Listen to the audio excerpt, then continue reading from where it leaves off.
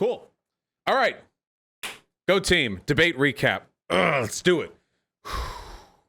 First of all, Joe Biden's a sleepy motherfucker, came out looking pretty goddamn weak for a large portion of that. There were some points where Joe Biden really excelled. However, we have to recognize at this point, this election is a moratorium on Trump.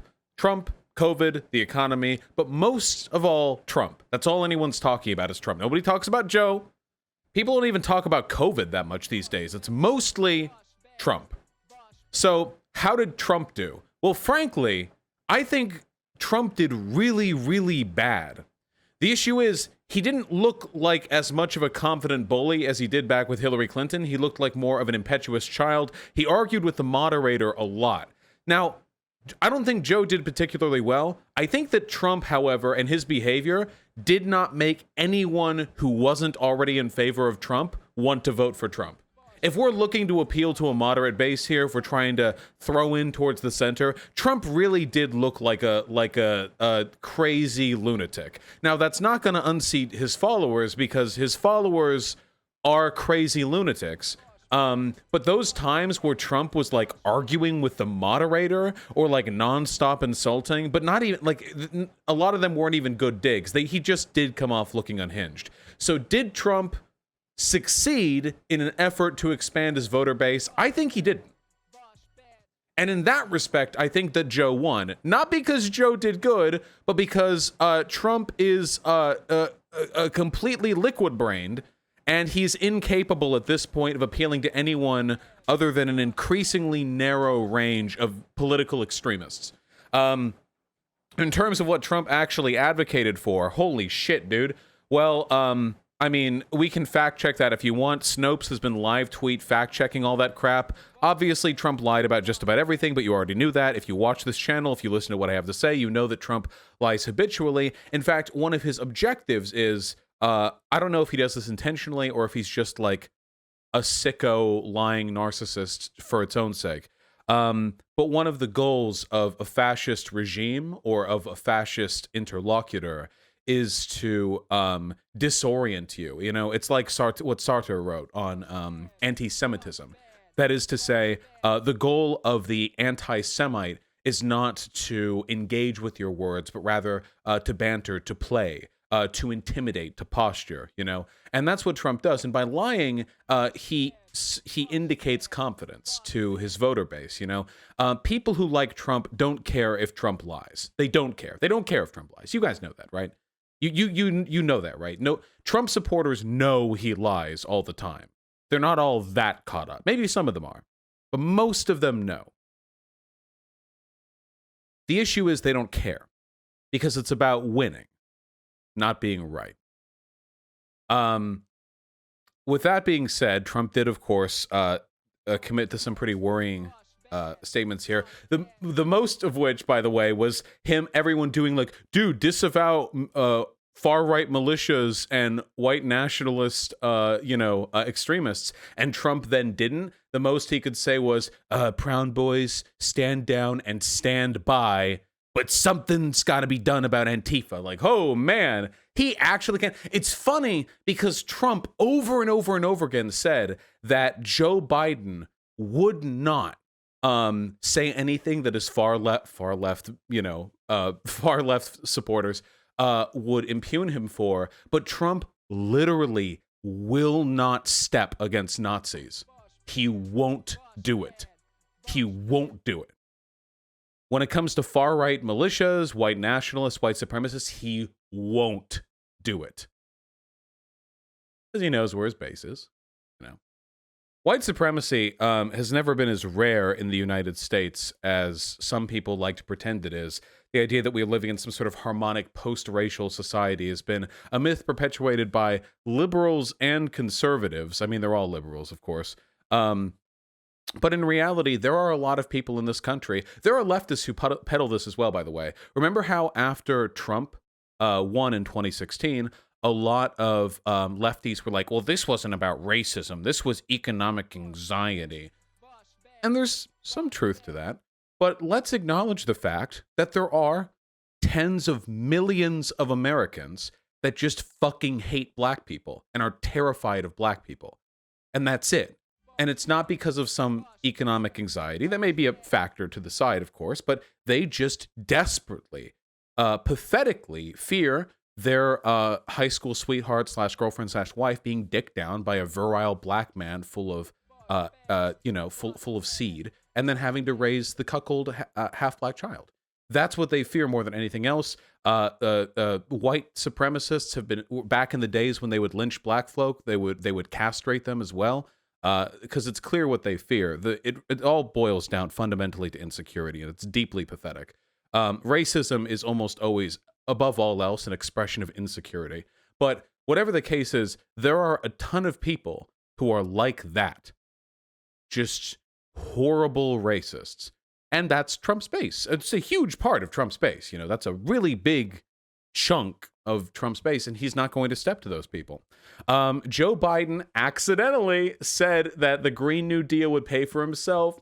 Sorry, Joe. Shouldn't have said that about the Green New Deal. Should have said that about the Biden plan. You're right. But slipped a little bit on that one. Maybe shh. Don't let the people know that it would. Don't let people know that there's more out there you can hope for. And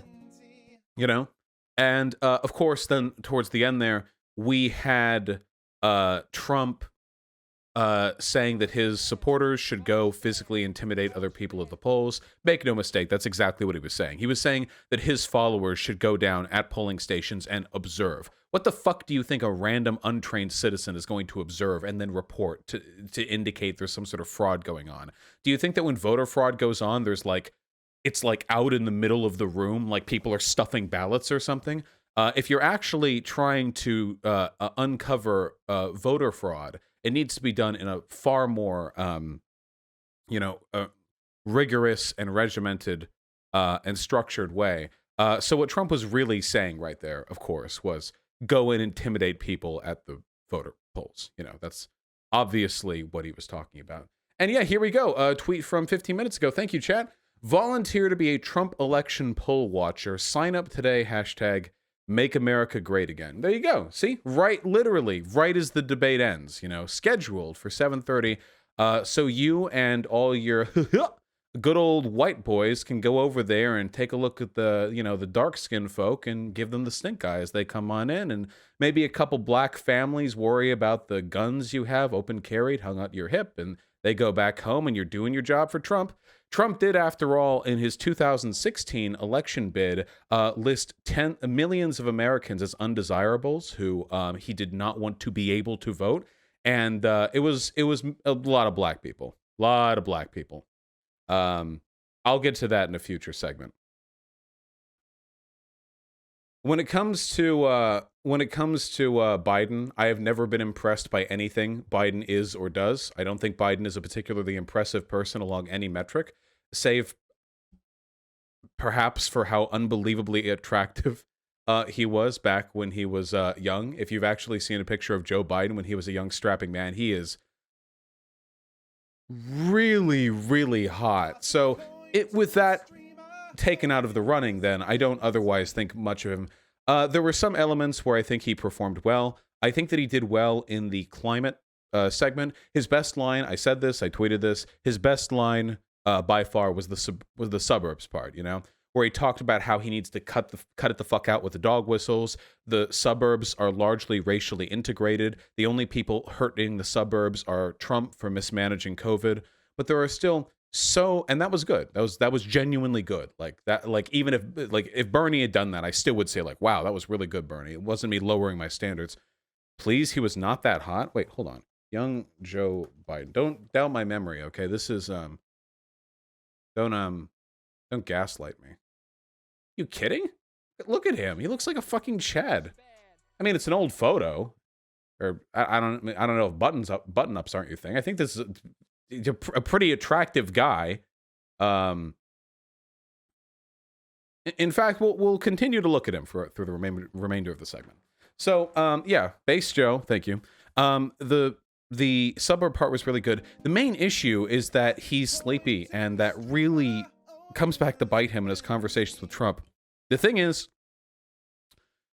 as I was watching this debate, it reminded me how little of a gap there is between the debates that I do here on my channel and the debates that the highest offices of the state hold between each other.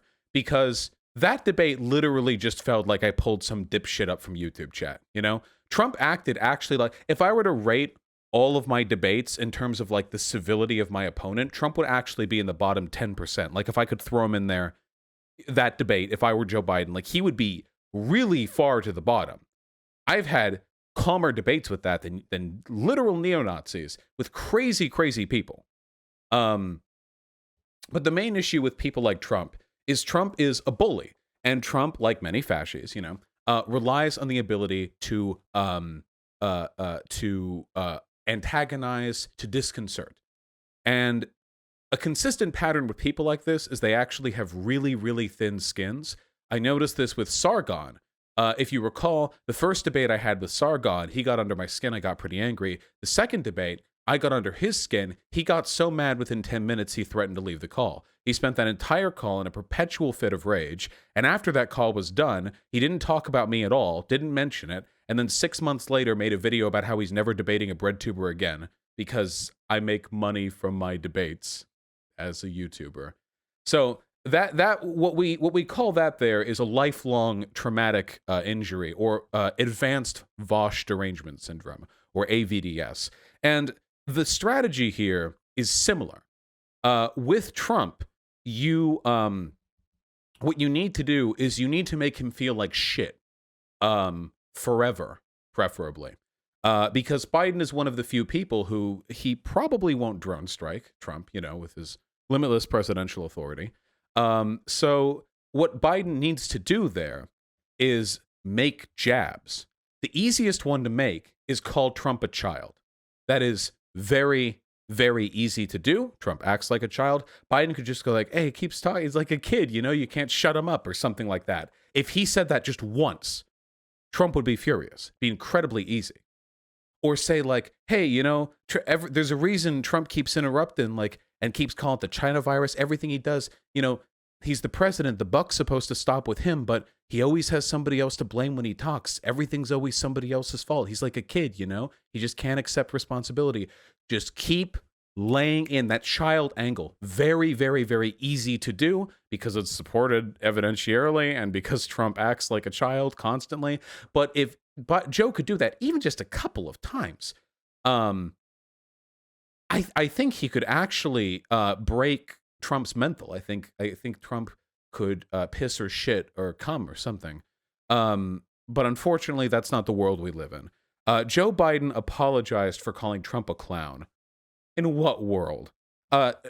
Trump felt absolutely no, absolutely no hesitation at just attacking Biden's child out of nowhere, or calling Biden an idiot. You know, remember when Joe said something like, "That's not smart," and Trump was like, "You want to talk smart?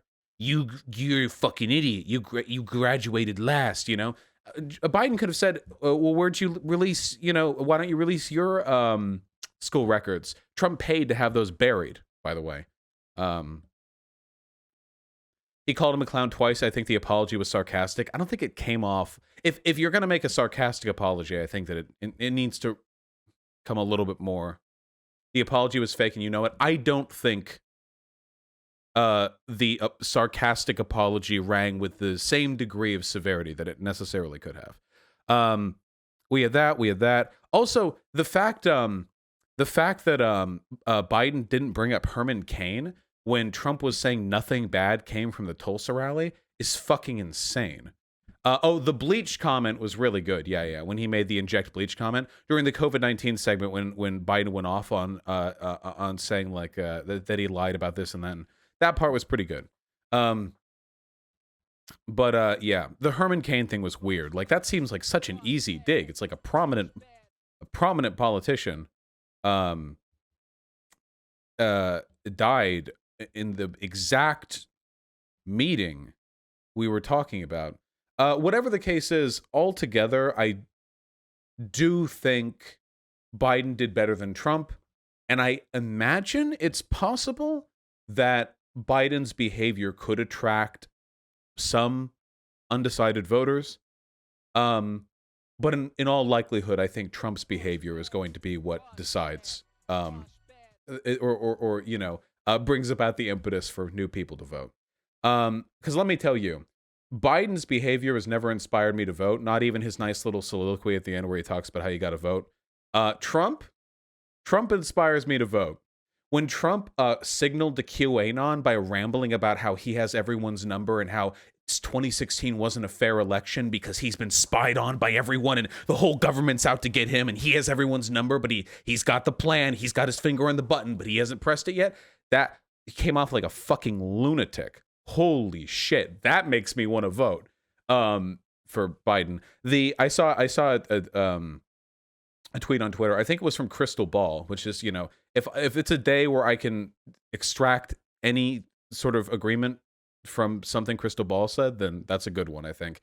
Where she said that Trump has spent so much time in Fox News land that that he's incapable of sounding like anything other than a raving lunatic to the average member of the population. Oh yeah, Trump also didn't have any massive verbal gaffes. Not Trump, sorry, Biden didn't.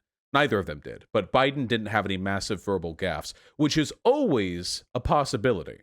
Biden could always just self-destruct, you know? The 9/11 calls, nah, that was good. Lots of little ones, though. Lots of little ones, but not a really big one. Yes, he did the Green New Deal gaffe. No. When I mean verbal gaffe, I mean him trailing off for like 10 fucking seconds or something. If you remember, he did that a lot back in the primary debates. No, him saying like it's the law in a way that sounds like inshallah. No. I mean like a real verbal gaffe, the kind we would all cringe at. I don't think there was one of those. Maybe if I rewatched it, I can rewatch it. Maybe I'll rewatch like Hassan's recording of it or something like that to give it a look. One way or another, he did say inshallah. Okay. All right. Okay. Nice debate coverage, you know? Now, really quickly, while I have you all here, let's once again familiarize ourselves with the state of the election as it is currently known, okay?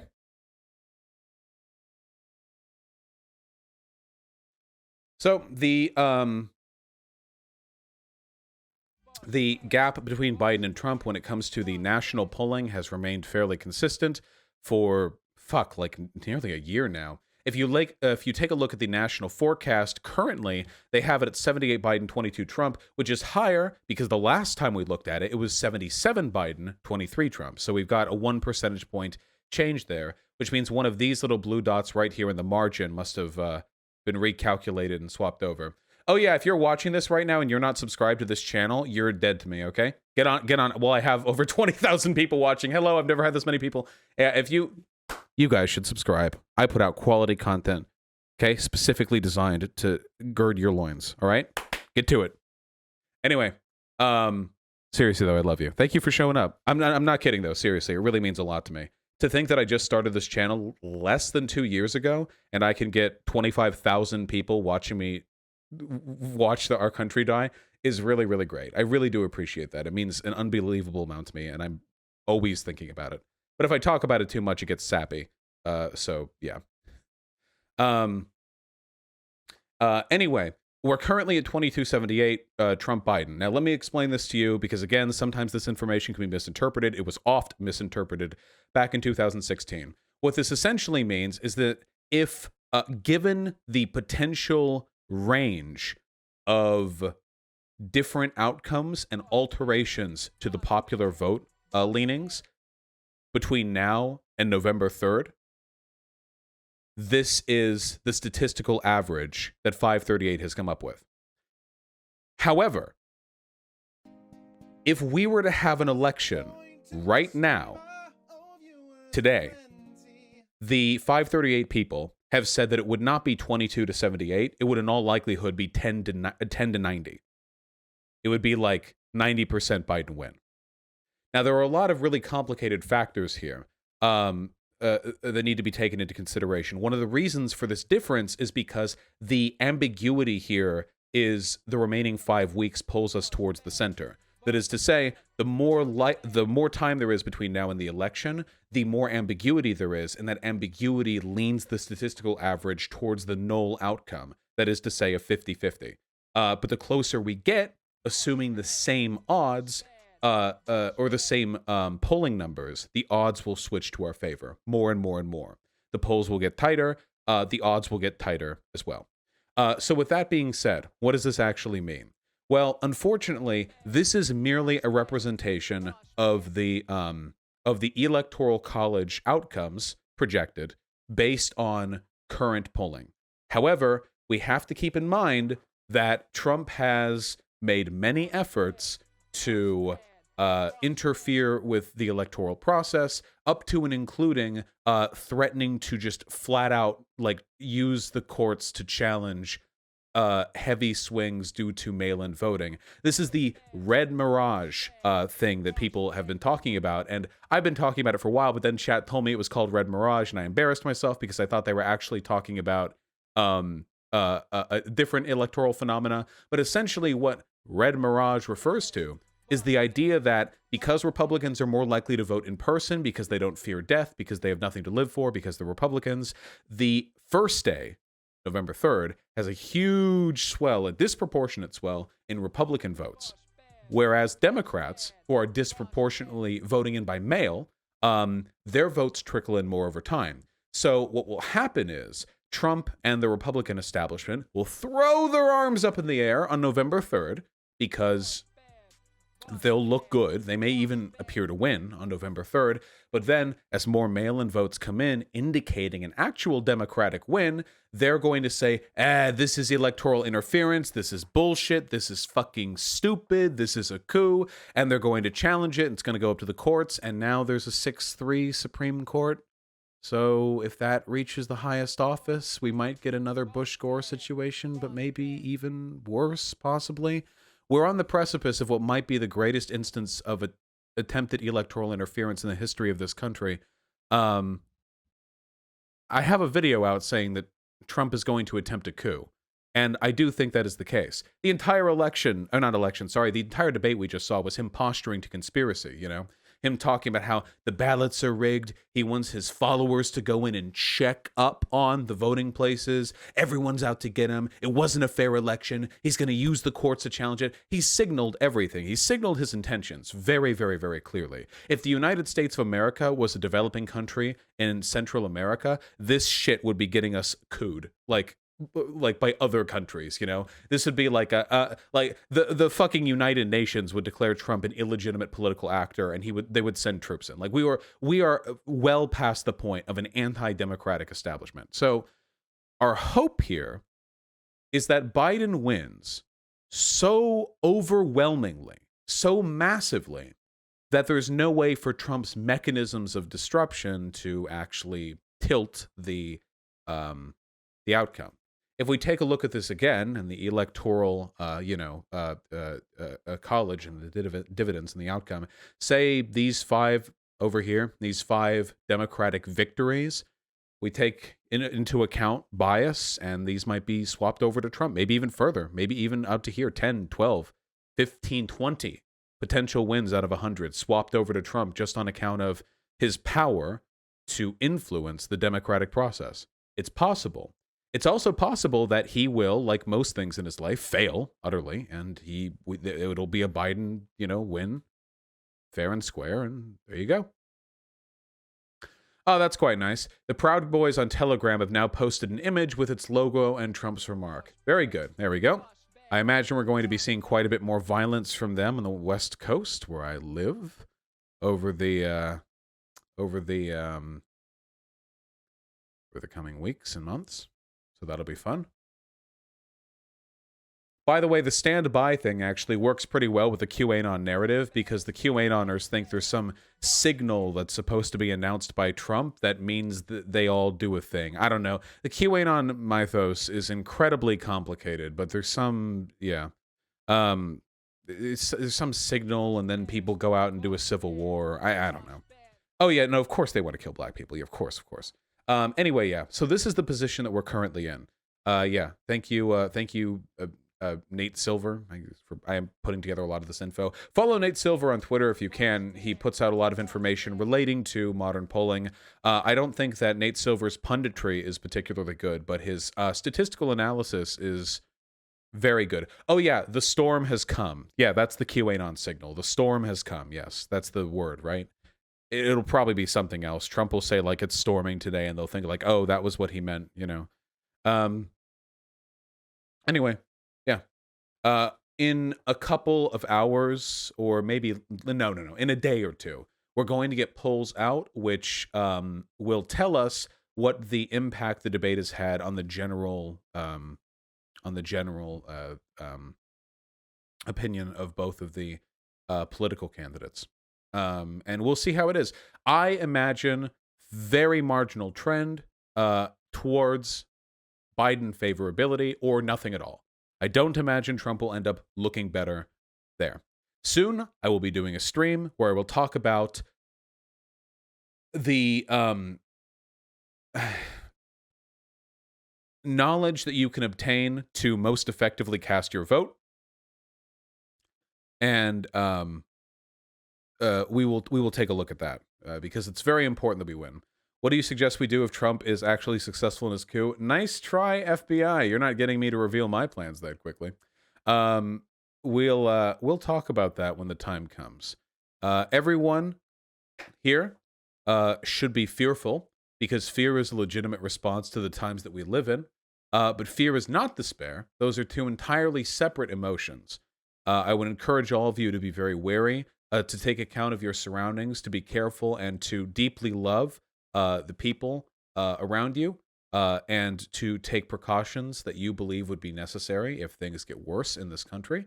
But I also encourage you to be hopeful and to be optimistic, and most importantly, to be useful to your fellow man, because there is a very real possibility here that Trump collapses.